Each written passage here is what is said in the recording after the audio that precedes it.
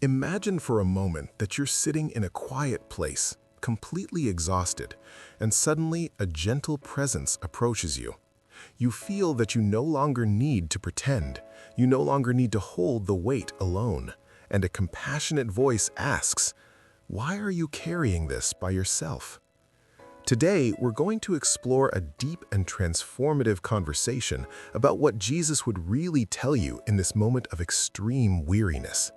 If you've been feeling like you need to be strong for everyone around you, but inside you're falling apart, this message was made especially for you. Get ready for a journey that could completely change the way you see your strength and your vulnerability. Jesus would start by saying that the strength the world celebrates is not the strength he values most. When everyone around you expects you to be an unshakable rock, he would remind you that even rocks wear down over time.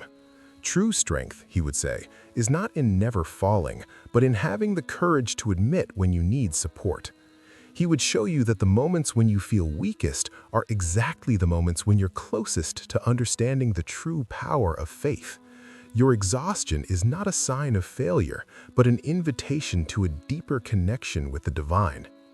He would remind you of his own journey in the Garden of Gethsemane, where he himself felt the crushing weight of what was to come.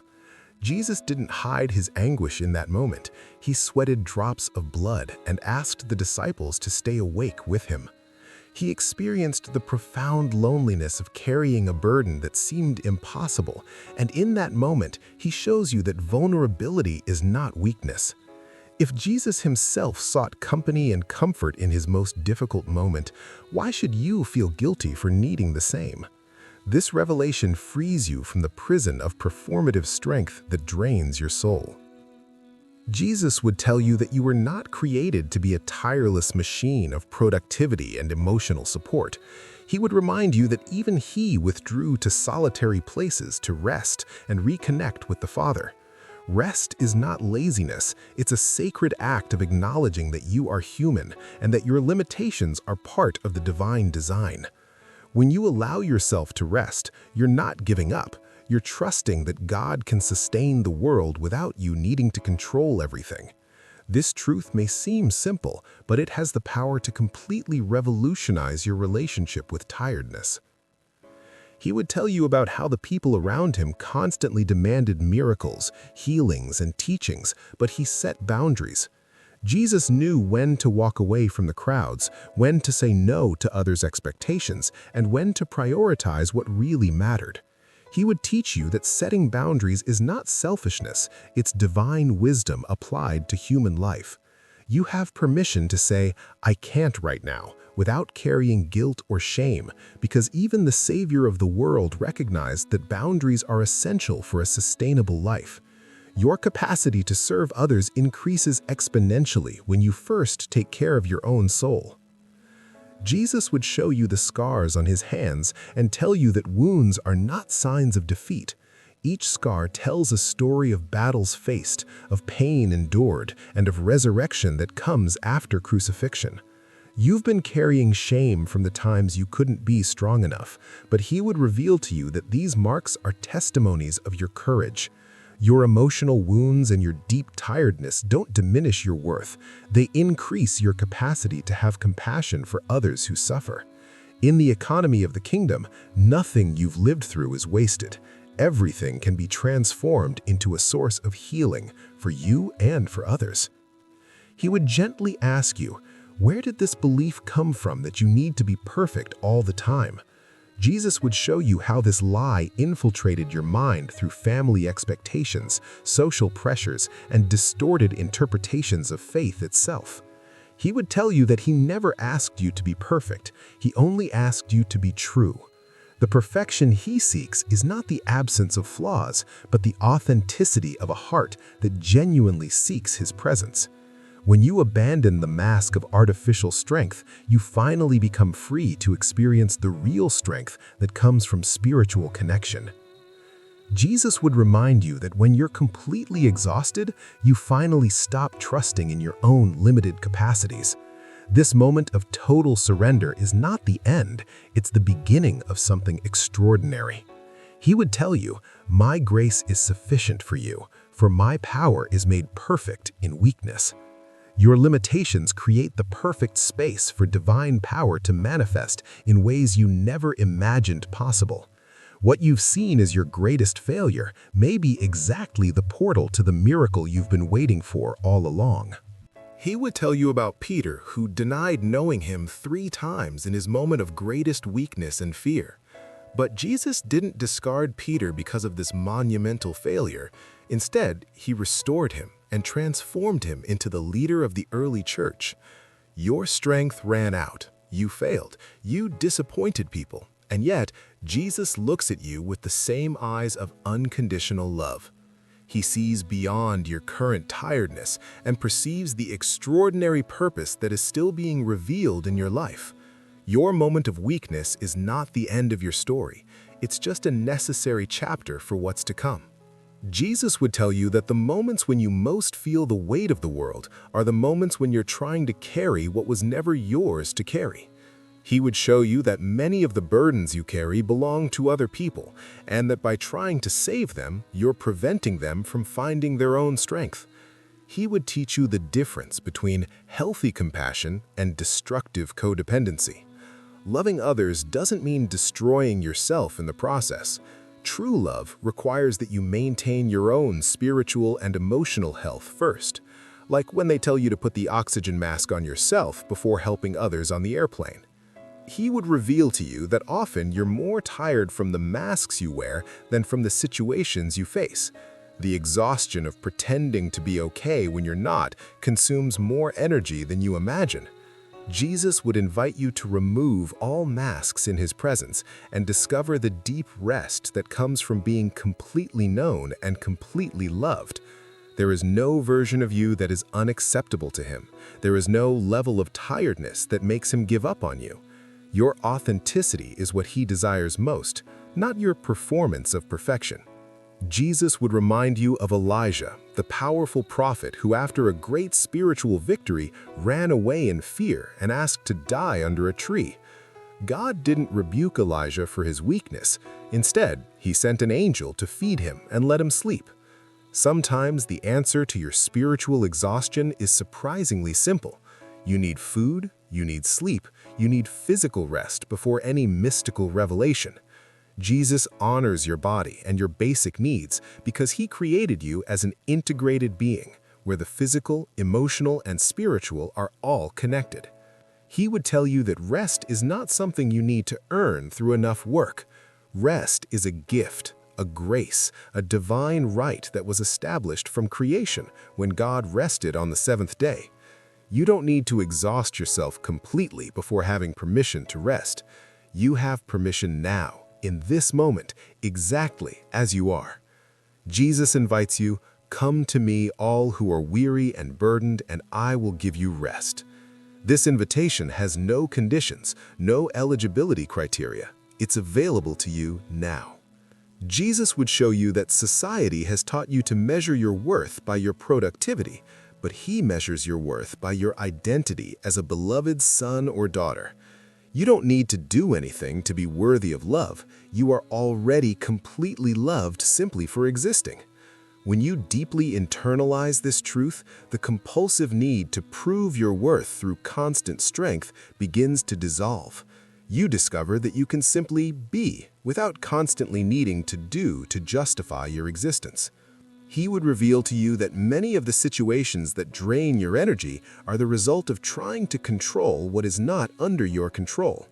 You've been trying to change people, force outcomes, and ensure everything works perfectly, but that's playing God's game without having God's power. Jesus would teach you the sacred art of letting go, of trusting, of allowing things to unfold even when you can't see the final outcome. This surrender is not giving up, it's the highest expression of faith in action. Jesus would tell you that what you call being strong is often just fear in disguise. You're afraid that if you show your vulnerability, people will abandon you or see you as weak. But he would show you that true strength lies in having the courage to be vulnerable, to ask for help, to admit that you don't have all the answers. When you allow yourself to be seen in your complete humanity, you create space for real and deep connections that nourish your soul in ways that superficial admiration never can. He would remind you that you're not alone on this journey. Even when you feel completely isolated, there's an invisible army of people facing the same struggles, feeling the same tiredness, and carrying the same fears. Jesus would connect you with an authentic community where you can let your guard down and find genuine support. He never intended for you to make this journey alone. From the beginning, community and connection have been an essential part of the divine plan for humanity. Jesus would reveal to you that your current tiredness may be a divine redirection. Sometimes, God allows you to reach the end of your strength because you were following the wrong path or carrying a calling that wasn't yours. Your exhaustion may be the compassionate warning sign of a loving Father saying, "This is not for you. I have something different in mind." When you stop fighting against the tiredness and start asking what it's trying to teach you, completely new doors begin to open. He would tell you that resting is a radical act of resistance against a system that profits from your exhaustion. When you choose to rest in a world that glorifies exhaustion, you're making a profound statement about who controls your life. Jesus would free you from the lies of toxic productivity culture and show you a different path, a sustainable rhythm that honors your humanity. Your rest is not just for you, it's a testimony to others who are killing themselves trying to maintain an impossible standard. Jesus would remind you of the seeds that need to be buried in darkness and apparent death before they can sprout into new life. Your period of exhaustion and brokenness is not the end of your story, it's the gestation of something new that is being formed in you. What looks like death may just be transformation in process. He would ask you to trust the process, even when you can't see what's growing in the dark, because He can see the harvest that's coming. He would show you that sometimes you're tired simply because it's time for a new season. You've been trying to make something work that has already fulfilled its purpose, and now you're being invited to let go of the old so the new can emerge. Jesus would give you permission to let die what needs to die, to close cycles that have already been completed, and to embrace the mystery of what comes next. Not everything that ends is a failure. Sometimes endings are necessary for new beginnings to have space to flourish. Jesus would tell you that your tiredness is not a punishment, it's a teacher. It's showing you where you've been living out of alignment with your true design, where you've been saying yes when you should have said no, where you've been giving from an empty cup. He would invite you to see exhaustion not as an enemy to fight, but as a messenger bringing important information about what needs to change. When you listen to what your tiredness is telling you, you discover wisdom that can reshape your entire life. He would remind you that even in your weakest moment, you are still deeply loved and completely valuable. Your worth is not determined by how much you can handle, how strong you appear, or how many people depend on you. Jesus would look into your tired eyes and say, "You are mine, and that is enough." This simple truth has the power to dismantle years of striving, performing, and exhausting yourself to prove your value. You don't need to earn what has already been freely given. Jesus would tell you that it's okay to not be okay right now. It's okay to be tired, to be overwhelmed, to feel like you can't go on. These feelings don't disqualify you from His love or His purpose for your life. He would sit with you in your exhaustion without trying to fix it immediately, without offering empty platitudes, just being present with you in your pain. Sometimes the greatest gift is simply knowing you're not alone in the darkness. He would show you that beyond this season of tiredness, there is rest, there is renewal, there is restoration. This is not forever, even though it feels like it right now. Jesus would give you hope not by minimizing your pain, but by reminding you that He specializes in resurrection, in bringing life from death, in creating beauty from ashes. Your current exhaustion is not the final word on your life. There are chapters yet to be written that will testify to His faithfulness. Jesus would whisper to your weary soul, "Put down what you're carrying.